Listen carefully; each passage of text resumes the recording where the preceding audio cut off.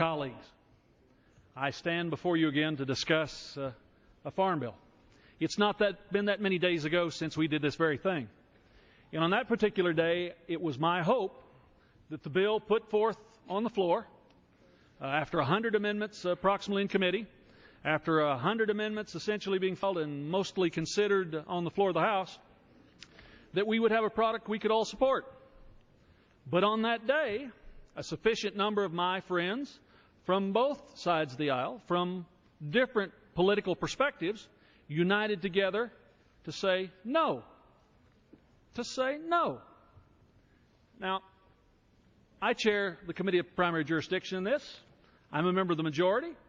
My good friend was my co-author on the bill, but I take responsibility. You know, that was my chin that got bopped, and maybe it needed it. But I take that responsibility. But I am a practical guy. And I sat down and I had conversations with as many of you as possible and reached out to everyone I could possibly reach out to. And I came to the realization that I had to think outside the box. Because after all, what's the most important responsibility here? To get our work done in a dignified, orderly fashion, to consider the opinions of everyone, yes, protect the right of the political minority, whoever that may be, in whichever session of Congress that may be, but still for the majority of the body to decide the actions of this House. And yes, on that day, the majority of you decided no action was the response. So now I come back asking you again to consider a bill. 11 of the 12 titles we debated and discussed and grumbled and argued and cheered about 2 weeks ago. 11 of those titles. Yes, some of you saw it in committee. Yes, some of you saw it on the floor. Now there is one change, and that is going from 1938, 1949 permanent law to making whatever the ultimate product of this Farm Bill process this year is, the permanent law. Now let me say to you, think about what the 38 and 49 law is all about. Franklin Roosevelt was president in 1938. Harry Truman was president in 1949. That's been a long time ago. The principles of the bill entail supply management, allotments, quotas, production history limitations, prices based on parity from 1910 to 1913. Wasn't Taft president back then? It is not workable language. Now, I know many of you said, that's the hammer with which we force things to happen. Well, the hammer hadn't worked very well in the last 2 years, has it? It's time to move past that old paradigm, to craft good agricultural policy for rural America, for the consumers out there, and make it the permanent law. And yes, we can pass a new farm bill in 5 years if we want, or sooner, but everything will be up to debate, discussion, and voting. Now, what about that Title IV that was in the previous bill that's not in the bill today, dealing with nutrition? It became quite clear to me not many days ago that that was the most complicated part of the process.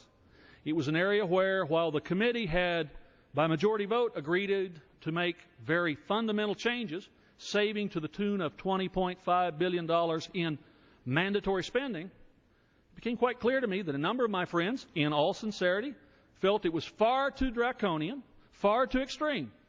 And I respect that. But by the same token, I had a substantial number of my colleagues who said, oh my goodness, why couldn't you do more? We demand more. And I couldn't reconcile those two perspectives in this comprehensive bill in this traditional way. So what's the alternative? I ask you today to vote for a farm bill. Farm bill. What an amazing concept. And all of you who represent farmers and ranchers, the men and women who raise the food and fiber, who get things done in this country, when you go talk to them, they'll say, why didn't we do that all along? but the nutrition title. Let me give you my personal pledge. The committee will work in as bipartisan a fashion as I hope we traditionally always have to craft language. My only problem is, having dealt with this issue already, I can't guarantee you what the product will look like coming out of committee or coming across the floor. I can't guarantee that. But I can assure you that in the committee it will be a fair and open process. I can assure you that you'll be able to state your will on this floor. And hopefully, if 218 of us can agree on a nutrition title, then the two bills can hopefully be wedded, matched, conferenced is the more appropriate phrase to say, with the work of our friends over in the Senate, and will ultimately have a product. But I just can't give you the kind of guarantees you need, because I have to have 218 of you agree on anything. But I can give you my commitment to work in that direction. Now, I know there are some very grave concerns. What if we don't succeed in passing a nutrition title? What if the Senate says that's your fault, United States House? I would remind you that SNAP's programs are an appropriated entitlement, and that means the issues can be addressed through the appropriations process. And that's occurred before. No one ever went without a benefit that they qualified for. But I would also say to all my friends who care so intensely from every perspective about this bill, that doesn't guarantee you that you will get what you want, any of you. It just means that if we are not able to address nutrition through the regular authorizing process, our friends on the Appropriations Committee, the Ag Subcommittee of Appropriations in particular, now become the frontline discussion. But once again, the House will work its will through the committee process and across the floor. Now, if you see a common thread here, it is that I have amazing amounts of faith in you. In spite of the challenges that outside groups from all political perspectives present, in spite of the diversity of opinion within elected leadership on both sides of the aisle. I know you're fond of me because of the way you've been treating me, all of you, lately. But in spite of those actions, my friends, and because you have a responsibility to your constituents as members and to our fellow citizens in the country as a whole, I respect what you think. So I would simply conclude by saying, and yielding back time, in the situation we're in right now, this, I believe, very sincerely, is the most appropriate way to pass a bill that entails 20% of traditional Farm Bill spending. I commit to you that we will work on that second piece as hard and as diligently as we can.